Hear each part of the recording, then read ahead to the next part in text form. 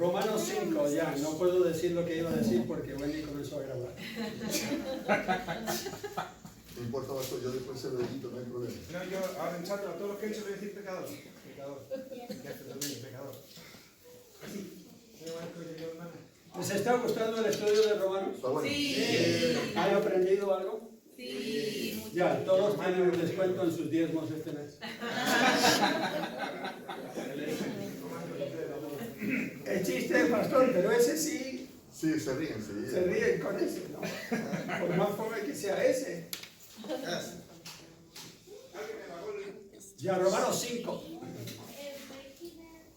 Y los primeros 11 versículos lo vimos la semana pasada, para que recuerden, son los beneficios, podríamos decir, o las cosas que nosotros tenemos. Cuando dice tenemos, habla de que las poseemos, nadie las puede quitar, son beneficios de nosotros ser declarados justos. Eso es lo que significa justificados.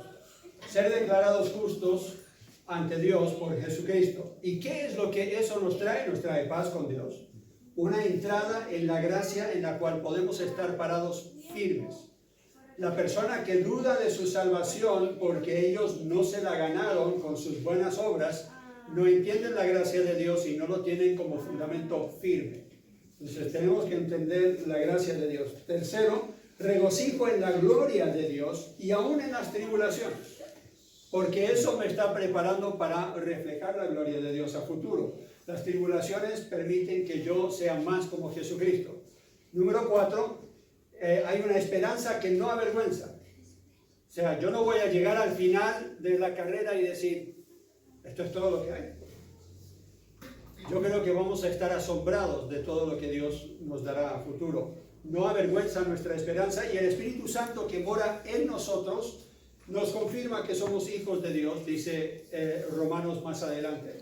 Y eso es algo que recibimos al ser justificados, o Él es el que nos regenera y nos da esa vida nueva. Y después tenemos inmunidad a la ira de Dios. Ya no tenemos que temer que algún día al futuro vamos a enfrentar la ira de Dios. Y número 7, tenemos reconciliación por estar en Cristo. Y esa frase en Cristo aparece mucho en el Nuevo Testamento y habla de nuestra posición en nuestro Salvador y lo importante que es tener a Cristo en nosotros, pero nosotros también estar en Él. Y muchos de los, todos los beneficios que Dios nos da es por medio de Cristo Jesús. Porque si hemos aceptado a Cristo, entonces tenemos la santificación, la redención, todas las cosas que Dios nos provee por su Espíritu, lo tenemos por estar en Cristo. Así que ahora vamos a ir a una comparación y contraste en el resto de este libro, pero ya lo hemos visto un poco en los primeros capítulos. Y entonces Pablo en el resto de Romanos 5 básicamente va a resumir los primeros 5 capítulos que él nos ha dado para después pasar no a otras ideas, sino a ampliar un poco más lo que ya ha declarado. Entonces aquí lo va a resumir con algunas comparaciones. Y vamos a ver estas comparaciones en los primeros capítulos. Si volviéramos a leerlos, van a ver que capítulos 1 al 3 hablan de la condenación bajo la cual todos estamos, pues todos pecaron y están ¿qué? Destituidos de la gloria de Dios. Así que condenación significa que hemos sido declarados culpables bajo el juicio de Dios, sea que hay ley o no hay ley. Porque la ley simplemente nos hace saber qué tan grave es nuestro pecado. Entonces, aún antes de la ley había pecado, pero Dios pasó por alto mucho de ese pecado, teniendo paciencia con el ser humano, entendiendo de que vendría algún día a futuro un Salvador y que Él juzga de acuerdo a lo que vimos ya en capítulo 2 y 3 de Romanos. Él juzga de acuerdo a la luz que nosotros tenemos. Después vemos en Romanos 3 al 5 la justificación, que es declarado justo bajo la gracia de Dios. Entonces aquí vemos estos dos contrastes. La mala noticia, como les dije, comenzamos con la mala noticia, todos pecaron, todos estamos bajo la ira y el juicio de Dios, pero ahora Dios ha provisto por Cristo Jesús una forma en que nosotros bajo su ley, para que Él sea justo y el que justifica a todos, nos puede declarar justos bajo su ley y a la vez mostrar su gracia su amor, su misericordia para nosotros. El contraste que vemos en el resto de este capítulo principalmente es entre Adán y Cristo. El primer hombre y el primero en venir y vivir una vida perfecta. El primer pecador y el primer justo. Y vamos a ver eso al leer este capítulo. Quiero que se den cuenta entonces del 12 en adelante vamos a leer, que estén mirando esto y la frase importante es en Cristo. Ya hemos visto esta frase. Cuando estamos en Cristo recibimos todos los beneficios de Dios y ahora vamos a ver lo que pasa con los que están en Adán. Porque comenzamos todos en Adán. Entonces versículos 12 al 21. Dice, por tanto, como el pecado entró en el mundo por un hombre, y por el pecado la muerte, así la muerte pasó a todos los hombres, por cuanto todos pecaron. Paremos ahí un momento, antes de continuar. Alguno dirá, pero Dios es injusto, porque si es culpa de Adán, que nosotros pecamos, porque lo heredamos, entonces no es realmente mi pecado, no fue mi error, fue culpa de Eva y de Adán. Entonces, ¿por qué me inculpa Dios a mí si yo heredé este problema? Es como cuando nosotros somos herederos de algún problema genético y decimos, pero ¿qué culpa tengo yo? Entonces, alguno diría eso, pero ¿qué dice Pablo aquí? La muerte pasó a todos los hombres, ¿por cuánto?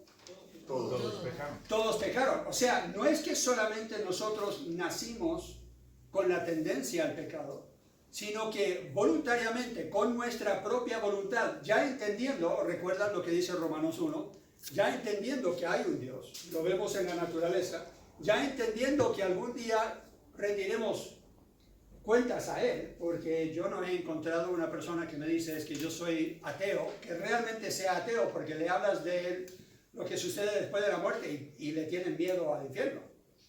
¿Por qué le tienen miedo al infierno y a la ira de Dios si Dios no existe? O sea, bien en el fondo, ellos creen en algo, por lo menos, ¿no? Y entonces, tenemos nosotros claridad en cuanto a que hemos recibido la propensidad, la tendencia a pecar, es nuestra naturaleza. Nadie le tiene que enseñar a un niño a mentir, porque es la naturaleza. Pero llega un punto en que nosotros ya, de nuestra propia voluntad, decidimos desobedecer a Dios. Decidimos hacer lo malo. Entonces, todos somos culpables, no solamente por Adán, no es culpa de él solamente, también es culpa de cada uno de nosotros. Entendiendo eso, ahora vemos la importancia de hacer este paso de salir de estar en Adán solamente y ahora pasar a estar en Cristo. Entonces dice, por tanto, como el pecado entró al mundo por un hombre y por el pecado la muerte, así la muerte pasó a todos los hombres por cuanto todos pecaron. Pues antes de la ley había pecado en el mundo, pero donde no hay ley no se inculpa de pecado. No obstante, reinó la muerte desde Adán hasta Moisés, aun en los que no pecaron a la manera de la transgresión de Adán, el cual es figura del que había de venir. Pero el don no fue como la transgresión, porque si por la transgresión de aquel uno murieron los muchos, abundaron mucho más para los muchos la gracia y el don de Dios por la gracia de un hombre, Jesucristo. ¿Suena un poco confuso? Hay muchos y hay uno, y después cambia y dice, y por los muchos uno, y uno dice, a ver, ¿cuántos hay aquí? ¿Y qué fórmula es esta? Yo no fui muy bueno, pastor, con la matemática, entonces volvamos a leerlo. Por el don, o sea, el regalo, dice, pero el don o el regalo no fue como la transgresión. Es mayor el don, supera la transgresión. Porque si por la transgresión de aquel uno murieron los muchos, abundaron mucho más para los muchos la gracia y el don de Dios, por la gracia de un hombre, Jesucristo, versículo 16 de Romanos 5. Y con el don no sucede como en el caso de aquel uno que pecó, hablando de Adán, porque ciertamente el juicio vino a causa de un solo pecado para condenación, pero el don vino a causa de muchas transgresiones para justificación. Pues si por la transgresión de uno solo reinó la muerte, mucho más reinarán en vida por uno solo, Jesucristo, los que reciben la abundancia de la gracia y del don de la justicia. Así que, como por la transgresión de uno vino la condenación a todos los mundos, de la misma manera, a todos los hombres, de la misma manera por la justicia de uno vino a todos los hombres la justificación de vida. Porque así como por la desobediencia de un hombre, los muchos fueron constituidos pecadores, así también por la obediencia de uno, los muchos serán constituidos justos. Pero la ley se introdujo para que el pecado abundase, mas cuando el pecado abundó, sobreabundó ¿qué? La gracia. Para que así como el pecado reinó para muerte, así también la gracia reine por la justicia para vida eterna mediante Jesucristo, Señor nuestro. En un pasaje de estos, cuando hay comparación de una cosa con la otra y constantemente está diciendo esto primero y después vino aquello, o esto en contraste a esto otro, es bueno hacer una lista y tomar notas. Entonces, yo hice una lista, si estamos en Adán, esto es lo que tenemos, y si estamos en Cristo, esto es lo que tenemos. Y lo voy a comparar de esa forma hoy, se lo voy a compartir. ¿Qué pasó? Son los hervidores. El hervidor que está funcionando mal. Bueno, ¿podrías ver a alguien si me puede volver a aprender las cosas? Gracias. No necesitamos agua caliente todavía, ¿cierto? Así que... No, pero cuando termine el break, van a tener agua caliente. No, yo sé, pero se demora mucho. prefiero tener algo que puedan ver. Ahí sí.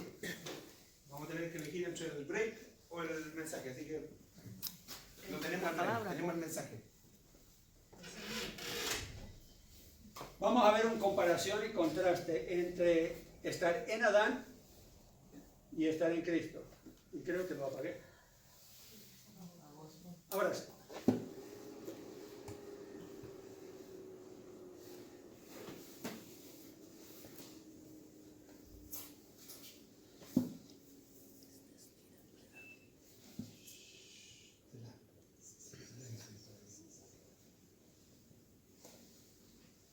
¿Estamos? Ok. En Adán, ¿qué menciona este pasaje que tenemos? Primero, desobediencia. ¿Qué significa desobedecer? La Biblia dice que aun cuando nosotros no sabemos o conocemos la ley de Dios, tenemos en nosotros una conciencia. ¿Por qué puso Dios una conciencia en nosotros? Para que supiéramos, como sabe Él, el bien y el mal. Cuando tu hijo a los 2 años o a los 3 años, tú le has dicho no toques, y él te mira y comienza a ¿qué?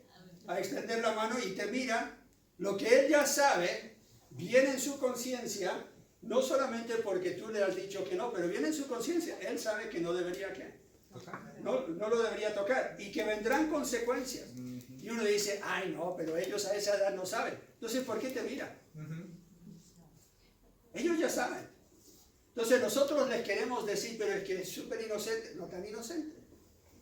Si es hijo tuyo, te aseguro, no es tan inocente. ¿Por qué? Porque tú eres hijo de Eva y de Adán. Tú eres hija de Eva y de Adán. Entonces, naturalmente viene de nosotros una tendencia a desobediencia. Pero eso fue por la desobediencia ¿de quién? De Adán. Pero en Cristo nosotros podemos obedecer. ¿Por qué? Porque Él fue perfecto en su obediencia. Entonces tenemos a Cristo quien obedeció y en su obediencia nos da a nosotros el poder para obedecer. Después tenemos el pecado que viene por medio de Adán. Tenemos nosotros la justicia que viene por medio de Cristo Jesús. ¿Por qué? Porque Él es justo. En todo fue justo. Por estar en Adán, tenemos la naturaleza al pecado. En Cristo tenemos la justicia, que hace que ese pecado, nosotros no tengamos que enfrentar las consecuencias a ese pecado. Tenemos la ley en Adán que era necesario para definir qué tan pecadores éramos. Y en Cristo tenemos la gracia que no borra la ley, sino que dice, a pesar de la ley, a pesar de que ustedes son condenados, yo voy a extender mi favor y voy a proveer un sustituto. Y eso lo vamos a ver en el resto de Romanos. Hay condenación cuando estamos en Adán, pero hay justificación cuando estamos en Cristo. Hay muerte en Adán, pero hay vida eterna en Cristo Jesús. Entonces, esa es la comparación. Cuando vuelven a leer este pasaje y lo hacen con este guía, van a comenzar a ver esas palabras y cómo se comparan una con la otra. Por ejemplo, en versículo 14 dice, no obstante, reinó la muerte de Adán hasta Moisés, aún en los que no pecaron, a la manera de la transgresión de Adán, el cual es figura del que había de venir. ¿De quién está hablando cuando él dice que es figura del que había de venir? Está hablando de Cristo. ¿En qué forma era figura Adán? En 1 Corintios capítulo 15 podemos ir y ver lo que nos dice. 1 Corintios 15. Adán fue el primer hombre y pecó. Cristo fue el primer hombre que vivió sin pecado. Y vemos esta comparación entre los dos. 1 Corintios 15, versículo 45 dice, así también está escrito, fue hecho el primer hombre, Adán, alma que viviente, y el postrer Adán, espíritu vivificante. O sea, el uno tenía vida, el otro trae vida y vivifica a otros. 46. Mas lo espiritual no es primero, sino lo animal, luego lo espiritual. ¿De qué está hablando? Está hablando de la resurrección de nuestros cuerpos. Comenzamos nosotros en este cuerpo animal. Puedes mirarle a tu esposo y decir, eres un animal. No les voy a decir el chiste que me contaron el otro día. Pero, y tenemos aquí después la opción de que esto animal se vuelva espiritual. Pero aún antes de la resurrección de nuestros cuerpos, donde tengamos nosotros un cuerpo glorificado, perfecto, como el de Cristo, aún estamos en ese proceso de nacer espiritualmente. Comenzó con la regeneración del Espíritu Santo y estamos nosotros siendo conformados a la imagen de Jesucristo ahora mismo. Por eso nos reunimos para estudiar la palabra de Dios. Por eso nos reunimos para animarnos unos a otros y estimularnos, dice la Biblia, a vivir una vida que refleja que Cristo ya mora en nosotros. Entonces tenemos aquí al primer Adán, que simplemente fue uno que vivió, que tenía vida, que era un hombre eterno, pero que murió, fue separado de la gloria de Dios por su pecado. Y tenemos a Cristo que viene y es espíritu vivificante. Mas lo espiritual no es primero, sino lo animal, luego lo espiritual. El primer hombre es de la tierra, terrenal. El segundo hombre es el Señor del cielo. Así que esta comparación Pablo lo hace en Corinto y yo creo que llega a Romanos después de haber escrito 1 Corintios y dice, yo voy a ampliar un poco este concepto de lo que tenemos ahora en Cristo comparado con lo que antes habíamos recibido de herencia por medio de Adán. Por estar en Adán, nacidos de agua. ¿De dónde aparece esa palabra nacidos de agua? ¿Alguien sabe?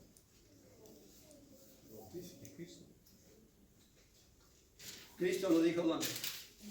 Juan 3. Juan 3, muy bien. Sirve de pastor. ¿Sabe algo de Biblia? Juan capítulo 3, vamos a Juan 3 y vamos a leer. Lo que le dice Jesús a quién. ¿Quién visitó a Jesús en Juan 3? Fue Nicodemo, un hombre religioso que ya sabía las escrituras. Y Jesús le dice, es necesario que nazcas de nuevo. Y él dice, ¿cómo? Leamos lo que dice, versículo 3, del 3. Respondió Jesús y le dijo, de cierto te digo que el que no naciere de nuevo no puede ver el reino de Dios. Si yo leo ese versículo y yo tengo un interés en ver el reino de Dios, estar en la presencia de Dios algún día, yo voy a decir, yo tengo que saber cómo nacer de nuevo. ¿Sí o no? Sí. Es claro. Y eso es lo que hace Nicodemo. Él dice, yo también tengo que saber cómo nacer de nuevo. Versículo 4, Nicodemo le dijo, ¿cómo puede un hombre nacer siendo viejo? ¿Puede acaso entrar por segunda vez en el vientre de su madre y nacer? Y todas las mujeres dijeron, no, por favor, imposible, ¿no? Versículo 5. Respondió Jesús, de cierto, te digo que el que no naciere de agua y del Espíritu no puede entrar en el reino de Dios. Ahora tenemos dos nacimientos. El uno es de agua. ¿Qué dice la mujer cuando está a punto de dar a luz? Se le rompe la fuente y pierde el agua que rodea esa guagua. Y uno ya sabe, ahora no hay vuelta atrás. Esta guagua va a nacer, porque sin eso alrededor muere si no nace dentro de ciertas horas, ¿no?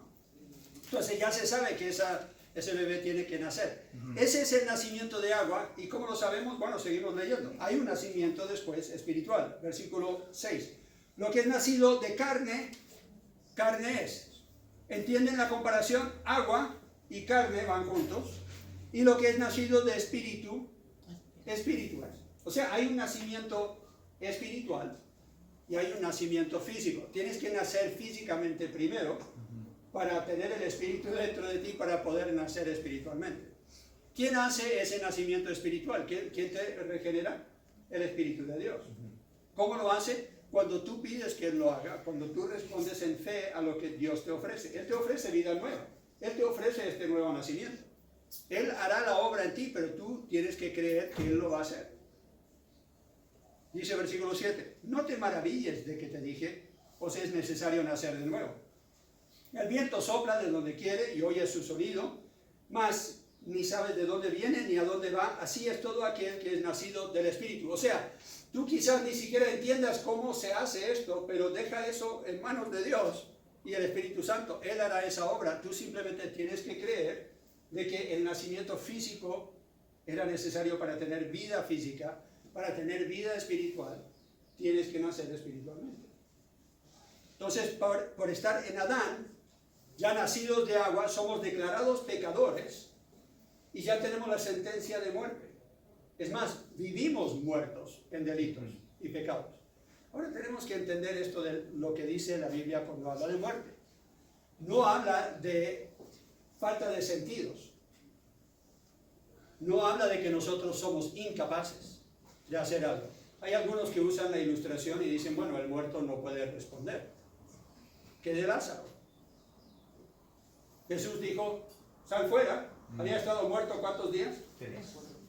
Ya iba para el 4.º día y estaba pasado, ¿no? Y entonces Jesús dice, remueven la piedra, porque Él ya sabe lo que va a hacer. Y Él llama a Lázaro por nombre. ¿Por qué creen que Él usó el nombre de Lázaro ahí?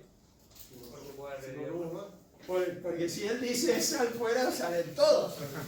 Resucitan todos los que están ahí, ¿no?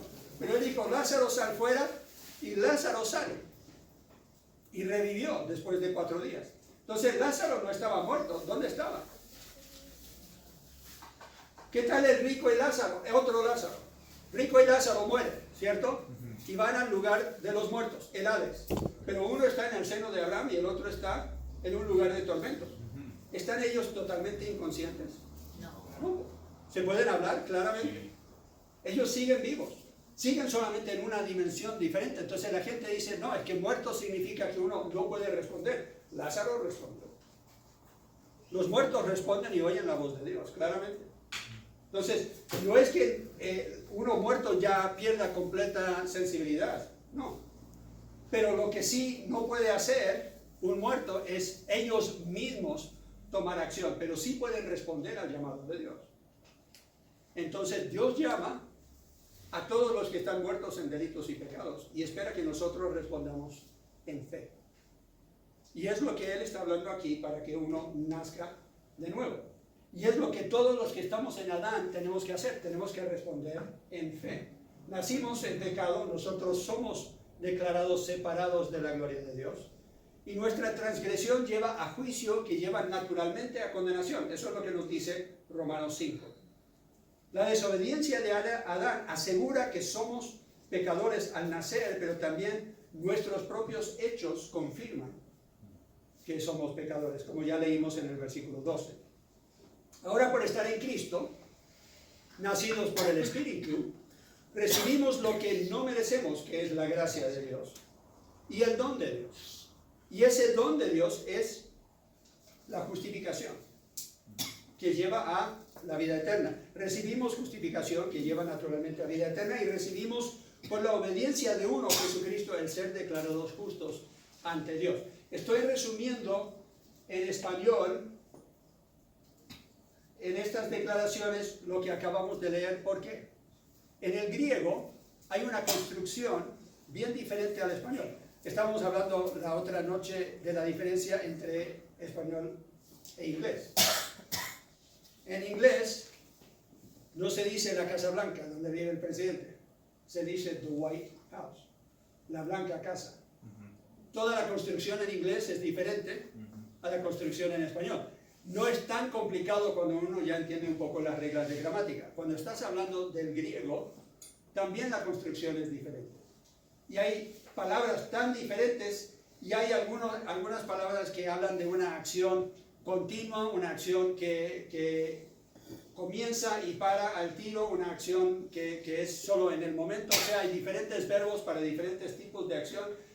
Y si no entiendes algo del griego, entonces lees un pasaje como Romanos 5, 12 al 21 y dices, wow, esta comparación como que me estoy perdiendo un poco. Entonces por eso lo he resumido de esta forma. Y quizás ayude a que nosotros repasemos cuando llegamos la semana entrante, especialmente esta comparación y contraste. Le pueden sacar foto o lo pueden ver otra vez cuando lo grabamos y subimos la grabación. Pero algunos preguntan, entonces Pablo aquí está enseñando el universalismo. ¿Qué es el universalismo? Todos se van a salvar. Tarde o temprano todos se salvan. ¿Es lo que dice la Biblia? Pero ¿por qué predican algunos eso? Porque creen algunos que Pablo aquí está diciendo, todos algún día van a salir de Adán y van a estar en Cristo. Y creen que el infierno, o lo que algunos le han agregado otro lugar, ¿cómo se llama? El lugar entre el infierno y el purgatorio, donde la gente no tan mala va y ahí se les queman sus pecados para ellos poder después entrar al cielo. Algunos creen eso del infierno también, que tarde o temprano esta gente, después que se les quemen los pecados, van a entrar a la presencia de Dios. La Biblia, a mí me encantaría que fuera así, pero la Biblia no enseña eso. Entonces el argumento de algunos es que si todos en Adán son declarados pecadores, entonces por la muerte de Jesucristo, Dios ahora declara a todos justos. Y lo ven cuando lo leen en este pasaje, pero no es lo que está diciendo. Veamos lo que dice el versículo 17. Pues si por la transgresión de uno solo reinó la muerte, mucho más reinarán en vida por uno solo, Jesucristo. ¿Quiénes? Los que reciben la abundancia de la gracia y del don de la justicia. ¿Quiénes van a reinar con Cristo? ¿Quiénes tendrán la vida eterna? Los que reciben. Si tú niegas que existe Dios, tú le das la espalda a Dios toda tu vida, tú no quieres en esta vida saber de Dios o tener algo que ver con Dios, no buscas a Dios, en la eternidad ya no hay otra oportunidad. ¿Y por qué vas a estar con Dios? Si no quisiste en esta vida buscar a Dios, no te preocupó tu alma en esta vida, ¿por qué crees tú que en el infierno vas a decir, uy, ojalá estuviera yo con Dios? Entonces los que reciben la abundancia de la gracia son los que reciben la salvación. No puede ser simplemente que todos tarde o temprano se van a salvar. ¿Qué significa esta palabra reinar? Aquí tenemos que la muerte reinó en el versículo 14. El pecado reinó en versículo 21. Y la gracia puede reinar de la misma forma que el pecado en versículo 21. Y los creyentes algún día vamos a reinar con Cristo. ¿Qué significa esta palabra reinar? ¿Cómo puede el pecado reinar de mí? Significa tener dominio sobre alguien o ejercer el poder sobre otro. En mi casa reino yo. Ese era ese era chiste pastoral y nadie se ríe. No, pero si uno reina es porque uno tiene cierta potestad, ¿cierto? Alguien viene y ve mi jardín y la condición en que está mi jardín y ¿qué dice? Se le rompió la máquina al pastor, no tiene tiempo porque las plantas están y el pasto está hasta aquí. Pero ellos asumen que yo tengo ¿qué? Yo tengo dominio sobre mi jardín.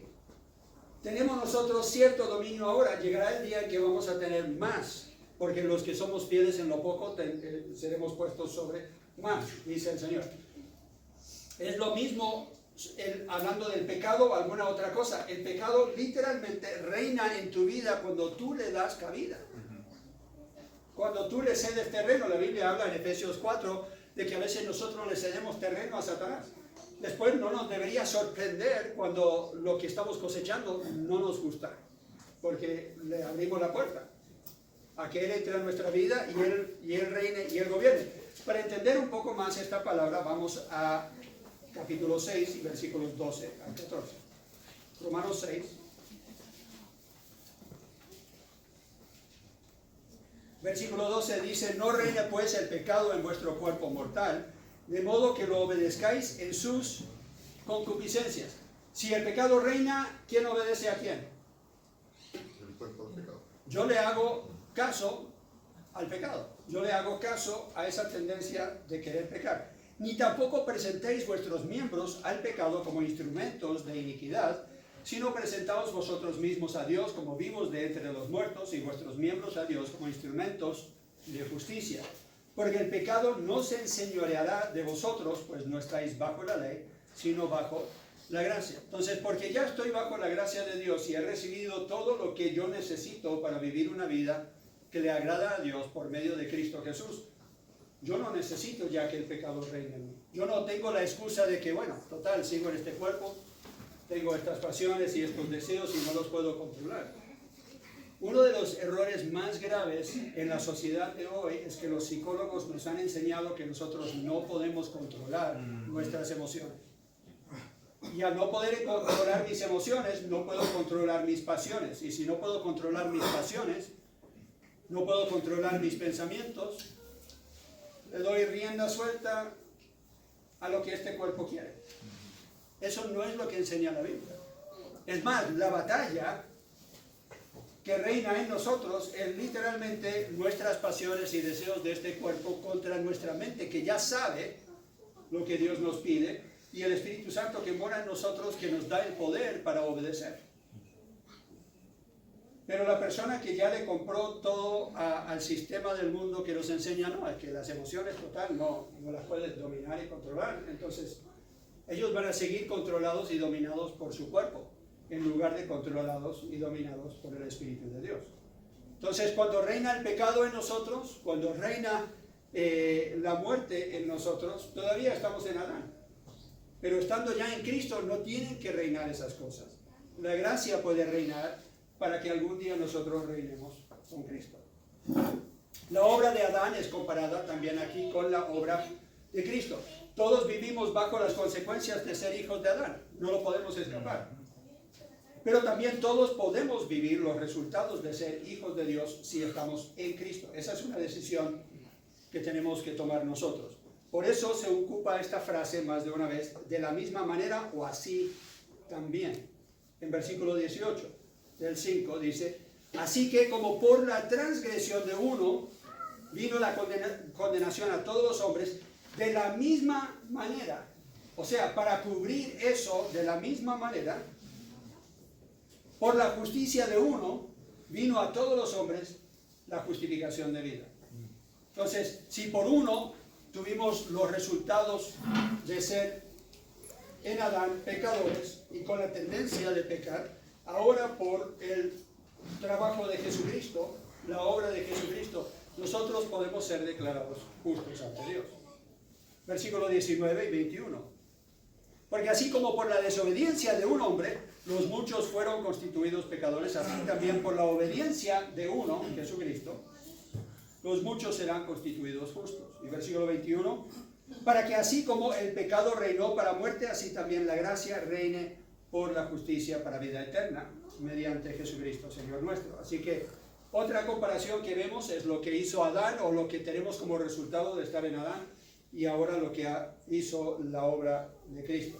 Pero la obra de Cristo no solo es es al par con las consecuencias de la obra de Adán, es mayor la obra de Cristo. ¿Por qué? ¿Por qué tiene que ser mayor la obra de Cristo? Porque tiene que superar El pecado.